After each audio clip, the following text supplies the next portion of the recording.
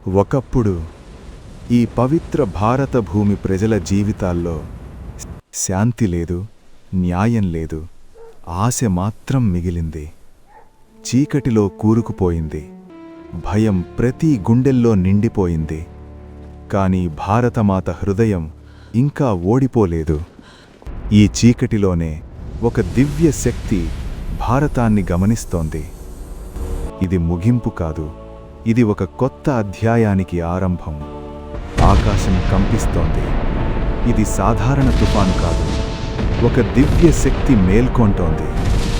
ఆ చీకటిని చీల్చుకుంటూ ఒక పవిత్ర వెలుగు ఆకాశంలో వెలిసింది. అది దేవుడా లేదా ధర్మరక్షకుడా? వాయుపుత్రుడి రూపం ఆకాశంలో దర్శనమిస్తోంది. ఆ చూపులో ఉంది శక్తి, ఆ చూపులో ఉంది ధైర్యం, ఆ చూపులో ఉంది భారత రక్షణ.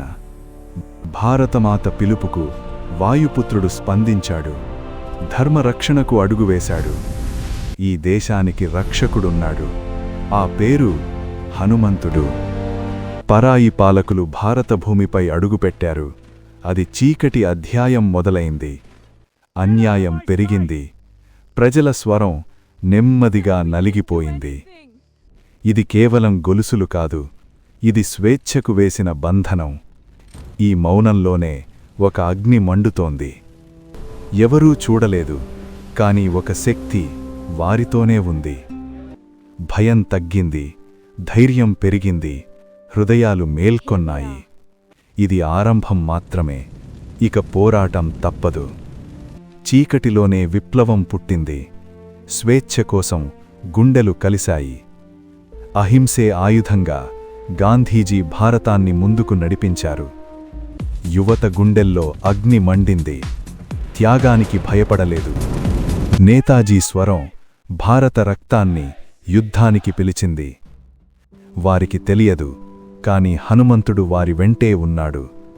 ఒక్క నాయకుడు కాదు, ఒక దేశం లేచింది. ఈ అగ్ని ఇక ఆగదు, స్వేచ్ఛ దాకా వెలుగుతుంది. అది ఒక అర్ధరాత్రి, భారత చరిత్ర మారబోయే క్షణం. భారతదేశం తన గమ్యాన్ని చేరుకుంది. ఆ మాటలు చరిత్ర అయ్యాయి. శతాబ్దాల బంధనం ఆ క్షణంలో చిదిరిపోయింది. మన జెండా, మన గర్వం ఆకాశాన్ని తాకింది. ఎవరూ చూడలేదు, కాని వాయుపుత్రుడు ఆకాశంలో చిరునవ్వు చిందించాడు. ఈ ఆనందం కోసం తరాలు త్యాగం చేశాయి. ఇది స్వేచ్ఛ రుచి. స్వేచ్ఛ వచ్చింది, కాని దేశాన్ని నడిపించే దిశ అవసరమైంది. భారత రాజ్యాంగ సభ ఒక మహాబాధ్యతను తీసుకుంది. ఒక మనిషి కాదు, ఒక యుగం పదాల రూపం తీసుకుంది. ధర్మమే మార్గదర్శి, అదే భారత రాజ్యాంగం ఆత్మ. సమానత్వం, న్యాయం, స్వేచ్ఛ ప్రతి భారతీయుడి హక్కు. భారతమిక చట్టంతో నిలబడే దేశం. 1950 జనవరి 26 భారతదేశానికి కొత్త ఉదయం ఉదయించింది. ఈ రోజునే భారత రాజ్యాంగం అమలులోకి వచ్చింది. భారత గణతంత్రానికి మొదటి రాష్ట్రపతిగా డాక్టర్ రాజేంద్ర ప్రసాద్ ప్రమాణం చేశారు.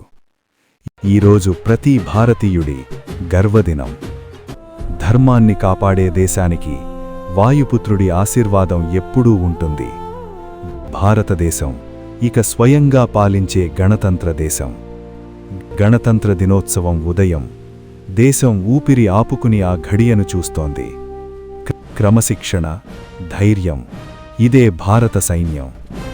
భూమి, ఆకాశం, సముద్రం మూడింట్లోనూ భారత శక్తి ఉంది. శక్తి కోసం కాదు, శాంతి కోసం ఈ బలం. విభిన్నతలో ఏకత్వం భారతదేశ ఆత్మ. మన సైన్యం ముందుంటే వెనుక నుంచి హనుమంతుడు కాపలా కాస్తాడు. ఇది కేవలం ప్యారేడ్ కాదు, ఇది దేశ గౌరవం. ప్రతి ఉదయం కొత్త ఆశతో భారతం మేల్కొంటుంది. ఈ జెండా వారి గుండెల్లో గర్వంగా నిలుస్తుంది. డాక్టర్ కావాలనేది ఒక కల, సైనికుడవ్వాలనేది ఇంకో కల. ఇవే రేపటి భారతం. మతం వేరు, భాష వేరు, మన దేశం ఒక్కటే. ఈ పిల్లల రక్షణే హనుమంతుడి సంకల్పం. భవిష్యత్తు ఇక్కడే పరుగెడుతోంది. ఈ దేశం ఒక భూమి కాదు, ఒక ఆత్మ. వారి త్యాగాల మీదే మన స్వేచ్ఛ నిలిచింది. ఈ భారతాన్ని కాపాడేది వీర్యం, భక్తి, ధైర్యం. భారతం అంటే ప్రజలే. దేశం కోసం మనమే నిలబడాలి. జై హింద్, జై శ్రీరామ్.